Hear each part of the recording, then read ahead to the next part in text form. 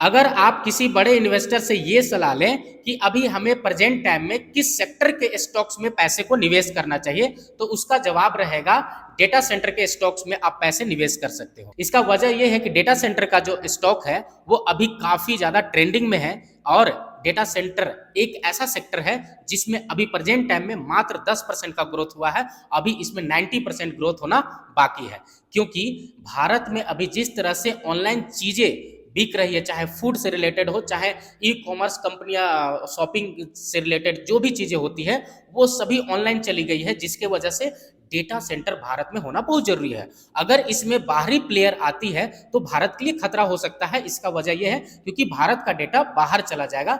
अब इसका हमारे देश के लिए बहुत ही ज्यादा दुर्भाग्य की बात है। इसीलिए कई सारे भारतीय कंपनियां इसमें बढ़ चढ़ के हिस्सा ले रही है और अपना डेटा सेंटर स्थापित कर रही है। तो उनमें से एक ऐसा कंपनी मैं आपको बताने वाला हूं अभी, जिसमें अभी अभी शुरुआत की है डेटा सेंटर में और इसका ग्रोथ बहुत ज्यादा आगे होने वाला है। और इस कंपनी का नाम है अनंत राज लिमिटेड। तो अगर आप इस कंपनी में निवेश करना चाहते हैं तो वीडियो को अंत तक जरूर देखिएगा। मैं आपको बता दूं कि अनंत राज लिमिटेड के बारे में आप जानते भी होंगे। ये एक रियल एस्टेट बिजनेस के रूप में ये काम करती है ये कंपनी, लेकिन अभी सबसे ज्यादा जो फोकस कर रही है अपना बिजनेस के ऊपर वो है डेटा सेंटर। और इसके 3 अलग अलग स्थानों पर डेटा सेंटर स्थापित की जा रही है। सबसे पहला है मानेसर, दूसरा राय और तीसरा पंचकुला। यहाँ पर ये कंपनी लगभग 300 मेगावाट का डेटा सेंटर बना रही है और इसमें लगभग 10,000 करोड़ का निवेश करने वाली है ये कंपनी। तो आज हम इस कंपनी के स्टॉक को लेकर थोड़ा सा डिटेल में डिस्कस करेंगे और जानेंगे कि क्या इसमें इन्वेस्ट करना वर्थ इट रहेगा या फिर नहीं। तो अगर इस कंपनी के स्टॉक के बारे में बात करें तो ये एक ऐसा स्टॉक है जिसका मार्केट कैप 19,017 करोड़ का है। अभी अगर करंट में शेयर प्राइस इसका देखें तो 554 रुपया पर चल रहा है और वहीं इसका स्टॉक पी जो है 44.7 का है, जो इसके इंडस्ट्री पी से थोड़ा सा कम है। तो आप अगर समझ सकते हैं कि अगर इंडस्ट्री पी से इसका स्टॉक पी कम है तो अभी आपको ये स्टॉक आपको डिस्काउंट प्राइस पर मिल रही है।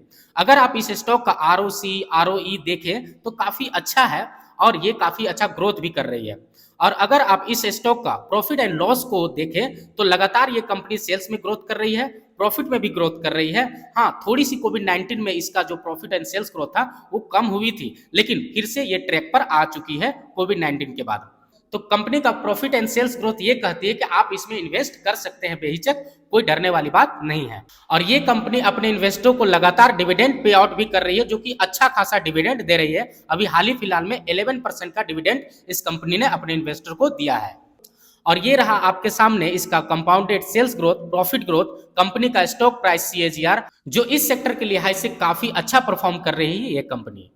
और अगर इसका शेयर होल्डिंग पैटर्न को देखें तो प्रमोटर यहां पर अपना स्टेक थोड़ी सी बेची है 2022 से 25 के तुलना में, यानी कि 3 साल में इस कंपनी के प्रमोटर जो है ना वो 5% स्टेक बेचे हैं। तो ये कोई बड़ी बात नहीं है। और वहीं FI और DI अपना थोड़ी थोड़ी इन्वेस्टमेंट बढ़ा रहे हैं। हाँ, बीच बीच में थोड़ी थोड़ी ये घटाते भी रहते हैं। तो ओवरऑल बात किया जाए तो ये कंपनी अच्छा परफॉर्म कर रही है और आने वाला फ्यूचर में जिस तरह से ये जिस सेक्टर में अपना हाथ आगे बढ़ा रही है उस सेक्टर काफी ज्यादा ग्रोथेबल है। और अगर इस सेक्टर में अच्छा से ये काम करती है कंपनी तो आपके पैसे को निश्चित तौर पर 5 से 10 साल में 10 से 15 गुना करके दे सकती है। तो ये स्टॉक आपको कैसा लगा? क्या इसमें आप इन्वेस्ट करने वाले हैं या फिर पहले से इन्वेस्ट करके रखे हैं? कमेंट में जरूर लिखकर बताएं। बाकी इस वीडियो को आप शेयर करें, लाइक करें। थैंक यू, धन्यवाद।